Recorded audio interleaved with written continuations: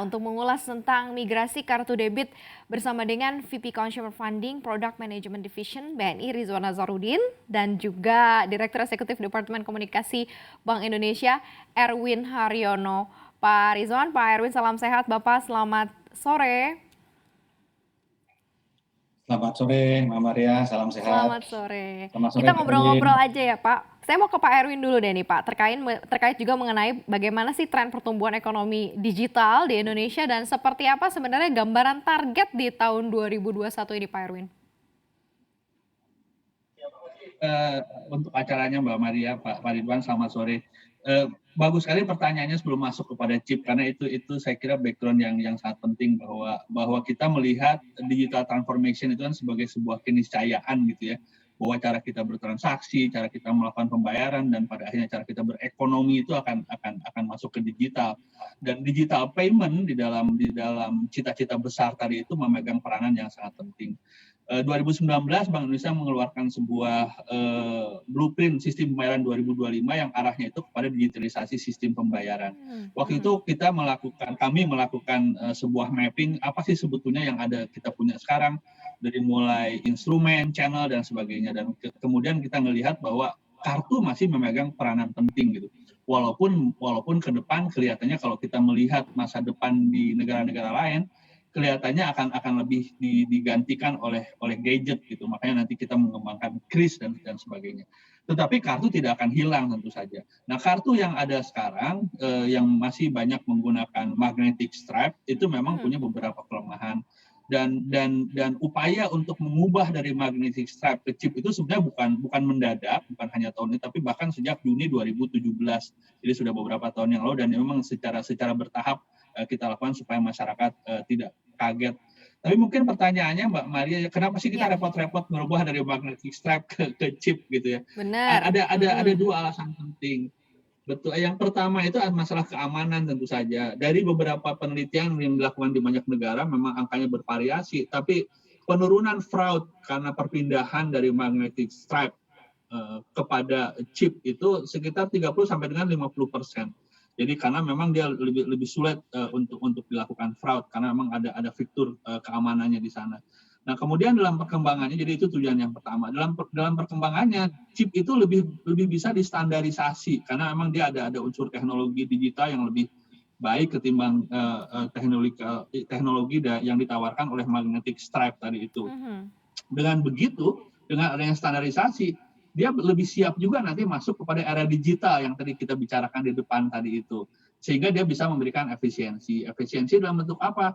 Karena sekarang bisa distandarkan, nanti interoperability antara kartu yang satu dengan kartu yang lain itu bisa lebih dimaksimalkan ketimbang kita menggunakan teknologi yang lama dari magnetic stripe. Jadi memang pendek kata Mbak Maria, ini punya tujuan yang bagus supaya nanti instrumen pembayaran kita bisa lebih aman dan pada saat yang sama dia bisa lebih efisien dan lebih siap untuk menghadapi era digital yang baru. Oke, kesiapan menuju ke sana ya dan juga jauh lebih aman itu yang paling penting sih dalam berbagai transaksi ya Pak Erwin ya. Saya mau ke Pak Rizwan nih. Pak Rizwan, kalau dilihat dari selama pandemi ini apa saja sebenarnya inisiatif yang dilakukan BNI pastinya ya untuk tetap bisa melayani nasabah ini khususnya migrasi nih dari mungkin magnetic stripe ke migrasi kartu debit chip sendiri nih Pak Rizwan. Oke, Mbak Maria, selamat sore Pak Erwin. Izin. Untuk selama pandemi, untuk di BNI, selama ini kita memang dari tahun sebelumnya, sebelum pandemi, kita sebenarnya migrasi itu sudah cukup baik. Per bulan itu kita bisa dapat 300 ribuan kartu yang magnetic stripe yang pindah ke yang migrasi ke debit.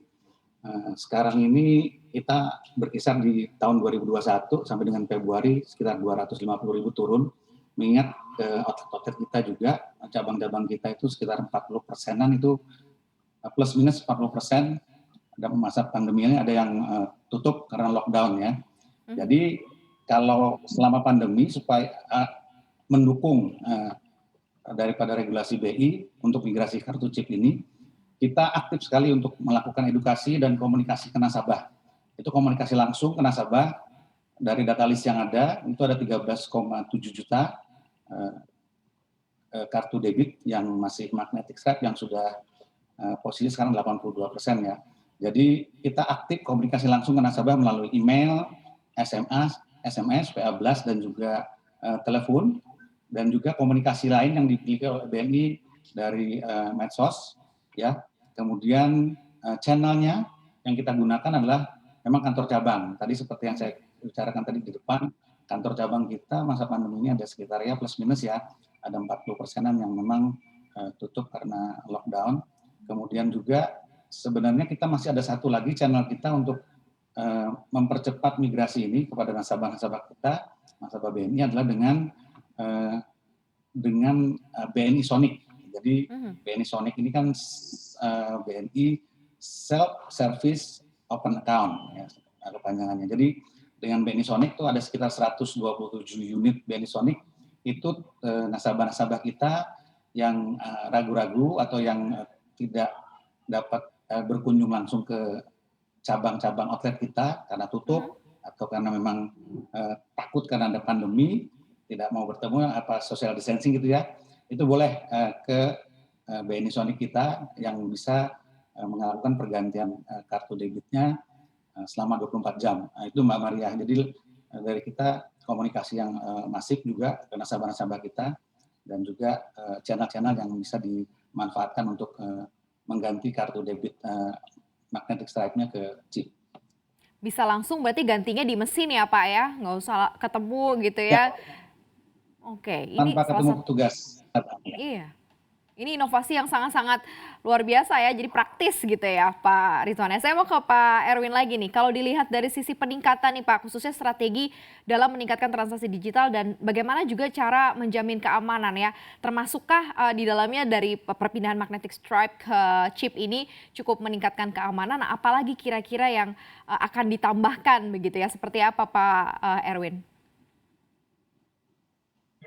Saya pertama terima kasih dulu ke Pak Rizwan, BNI sangat aktif, terima kasih mendukung kebijakan yang emang baik buat kita semua yang Mbak Maria ya. Tadi disampaikan sangat aktif, tapi memang statistiknya Mbak Maria sampai dengan saat ini, walaupun tadi target kita tuh di akhir tahun, sampai dengan saat ini bulan Maret statistik kita masih menunjukkan 82% perpindahan dari magnetic stripe ke chip gitu ya Mbak Maria ya. Kemudian kami melakukan evaluasi juga apakah memang bisa tercapai itu 100% di akhir tahun gitu. Kami juga banyak melakukan diskusi, kami melakukan survei. Kemudian kami melakukan sedikit relaksasi Mbak Maria, Pak Rizwan.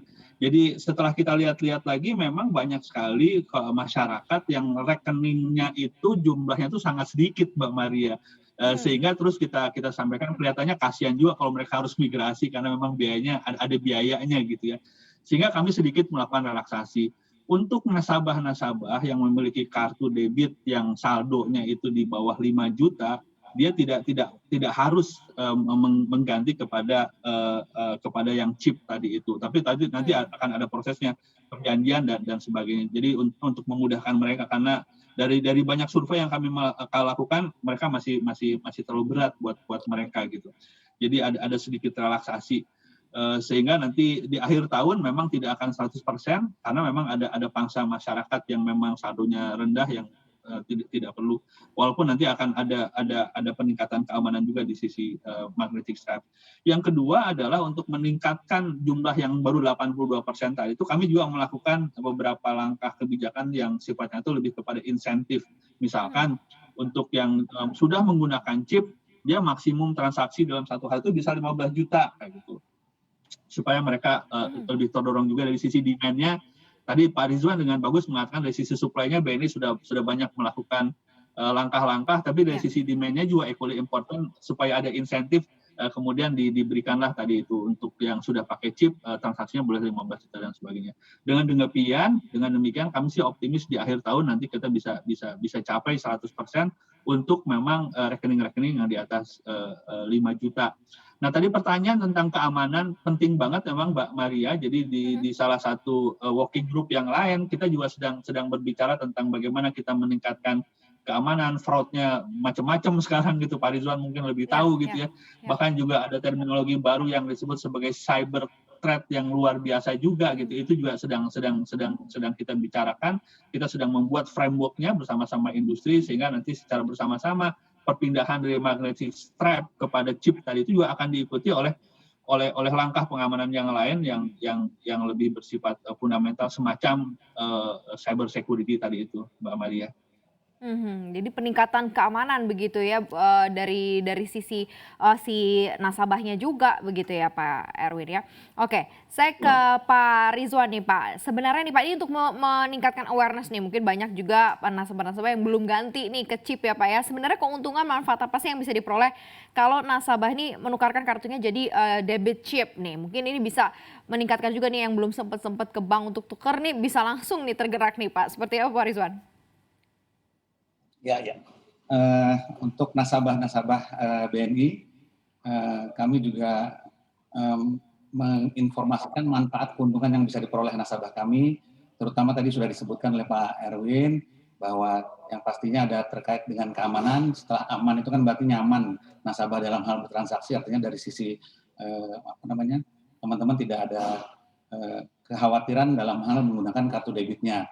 Jadi keamanan yang penting karena memang teknologi chip ini jauh lebih baik dan jauh lebih secure dengan teknologi chip ketimbang teknologi magnetic stripe. Kemudian selain itu memboosting juga agar nasabah mempercepat penggantian kartunya, kita juga memberikan reward ya buat nasabah. Itu ada cash reward, ada juga kita berikan e-voucher dan bonus point plus di kita setiap penggantian kartu. Dan penggantian kartu ini memang tidak berbiaya ya, artinya kita berikan. Kemudian yang ketiganya untuk para nasabah adalah dari sisi transaksi kartu debit chip ini yang sudah menggunakan chip, ada keluasan dari nasabah dalam hal melakukan transaksi keuangannya, baik itu masalah dia transfer atau dia tarik tunai. Biasanya tarik tunai biasa 10 juta. Ini dengan adanya chip kita bisa tingkatkan limitasinya menjadi 15. Kalau dia transfer biasanya 25 juta, maksimum kita bisa tingkatkan menjadi 50 juta.